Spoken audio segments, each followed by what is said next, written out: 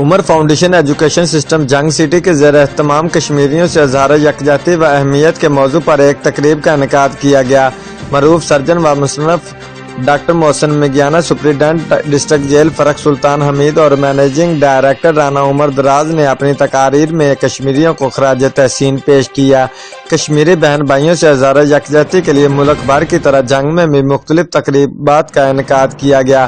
عمر foundation education system جنگ city میں بھی کشمیریوں کی قربانیوں کو خراج تحسین پیش کرنے اور نئی نسل کو کشمیر کی اہمیت اجاگر کرنے کے لیے ایک تقریب کا انعقاد کیا گیا، جس میں طلباء و طالبات، اساتذہ کرام کے علاوہ والدین کی کثیر تعداد نے بھی شرکت کی۔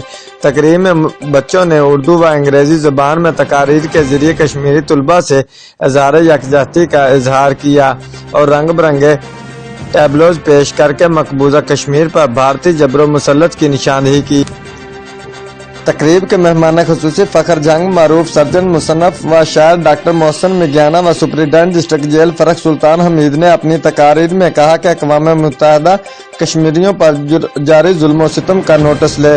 گزشتہ کئی ماہ سے کشمیر کو سب جیل بنا دیا گیا ہے، جہاں ظلم و ستم کے پہاڑ توڑے جا رہے ہیں۔ عمر فاؤنڈیشن ایجوکیشن سسٹم کے مینیجنگ ڈائریکٹر رانا عمر دراز نے کہا کہ اس تقریب کا مقصد مقبوضہ کشمیر میں بھارتی فوج کے ظلم و ستم کو برداشت کرتے بہادر کشمیری ماؤں بہنوں کو سلام پیش کرنا اور اپنی آزادی کی خاطر جانیں قربان کرتے نہتے کشمیری بھائیوں کو خراج عقیدت پیش کرنا تھا۔ تقریب کے اختتام پر قومی ترانہ بھی پیش کیا گیا۔